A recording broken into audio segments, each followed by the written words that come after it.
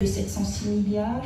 C'est une première en Polynésie. Un séminaire innovant alliant foi, entrepreneuriat et mission a réuni plus de 130 participants. Objectif, encourager les jeunes à créer des entreprises avec une vision centrée sur l'humain et portée par la foi.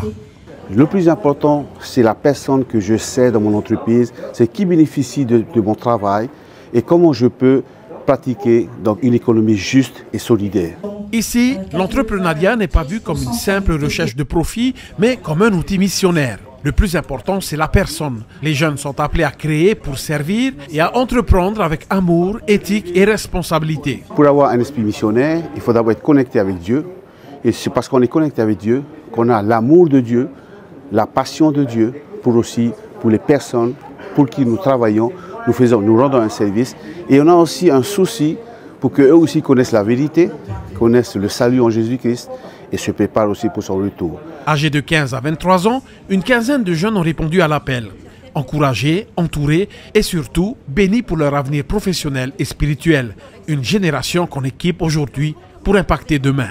La mise en place de Tareni, un des objectifs, c'est de bien gérer les budgets familiales, c'est-à-dire d'améliorer les revenus à travers une création soit de petites ou moyennes entreprises. Ce n'est pas forcément des grandes entreprises tout de suite. Hein. On peut commencer petit à petit selon la parabole de talent. C'est de partir avec ce que Dieu nous donne et c'est de multiplier, fructifier après. Voilà.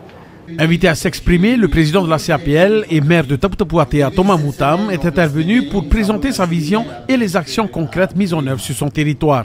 Engagé de longue date en faveur d'un développement équilibré, il a partagé l'expérience de sa commune à travers une série d'initiatives structurantes articulées autour de 6 axes majeurs. L'éducation, la formation pratique, l'accompagnement des familles, la santé des populations, le respect de l'environnement et la souveraineté alimentaire. La projection d'un film de présentation a permis aux participants de découvrir une démarche cohérente et structurée à l'échelle de la commune, centrée sur le bien-être des habitants, la réduction des inégalités de santé et la promotion de modes de vie durables, résilients et solidaires. Et surtout nous les Polynésiens, quand on dit il n'y a pas de pain, c'est comme si c'est la fin du monde. Hein? Des intervenants venus de Nouvelle-Zélande, d'Australie, de France et du Fénois ont partagé leur expertise. Lorsqu'un chrétien place Dieu au cœur de son entreprise, cela se reflète dans chaque aspect de sa gestion. Il fait preuve d'honnêteté, tant sur le plan administratif que financier. Il respecte ses obligations fiscales et réglementaires envers son pays et demeure intègre avec ses clients, animé par le désir constant de leur offrir un travail de qualité. C'est ce qu'il est à mon sens plus noble que de se faire simplement de l'argent. Ce qui compte vraiment avant tout, c'est notre relation avec Dieu. Économie sociale et solidaire, défiscalisation, monétisation en ligne, responsabilité juridique, des sujets concrets, actuels et ancrés dans les réalités des jeunes entrepreneurs. J'ai entendu parler de ce séminaire, il y a du coup une circulaire qui avait eu à l'église. Et étant déjà dans le bain de l'entrepreneuriat, je me suis dit que ça pouvait être aussi, je dirais, une expérience qui aurait pu enrichir mon parcours que j'ai déjà eu depuis déjà quand même pas mal d'années. Mais en tout cas, avec tous les messages qu'on a eu déjà depuis ce matin, les intervenants aussi, les ateliers, etc., je trouve qu'au moins on ne s'est pas déplacé pour rien, qu'on a eu quand même pas mal de réponses sur certaines questions, d'où notamment aussi l'atelier que je participais juste avant là, qui concernait donc la gestion financière au sein de la famille en tant que chrétien. Dans la Bible, Abraham, Isaac et Jacob étaient des hommes d'affaires bénis de Dieu. La ruse devient sagesse quand elle est mise au service du bien. Le message, l'entrepreneur chrétien peut lui aussi être un témoin de foi par son activité. Dans les églises, on parle des salariés, on parle des retraités. Et les hommes d'affaires, ils sont là, mais discrètement. Hein? Parce que quand on parle des affaires, c'est déjà négatif. Hein?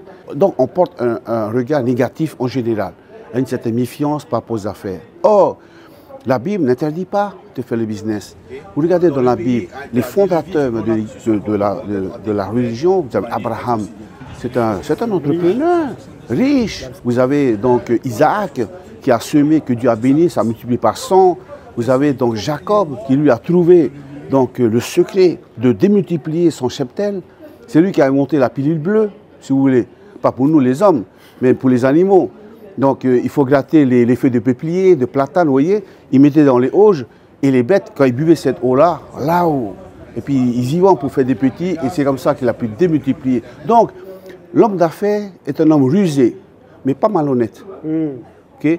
La ruse, c'est de l'intelligence. La trésorerie de la mission adventiste ne s'occupe pas seulement de demander, apporter des offrandes, des dons et tout ça. Mais si on te demande d'apporter, si tu n'as pas, qu'est-ce que tu vas apporter? C'est pour ça qu'il y a cette vision.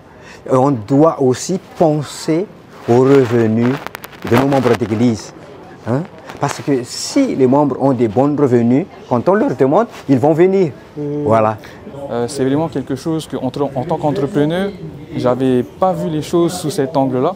Et je suis vraiment heureux d'avoir pu participer à ce séminaire aujourd'hui. Le mouvement ne s'arrête pas là. Une association des entrepreneurs adventistes de Polynésie va voir le jour pour former, accompagner et soutenir les vocations d'aujourd'hui et de demain. À la fin de ce séminaire, je vais annoncer la création d'une association qui va rassembler tous les hommes d'affaires, toutes les entreprises adventistes de Polynésie.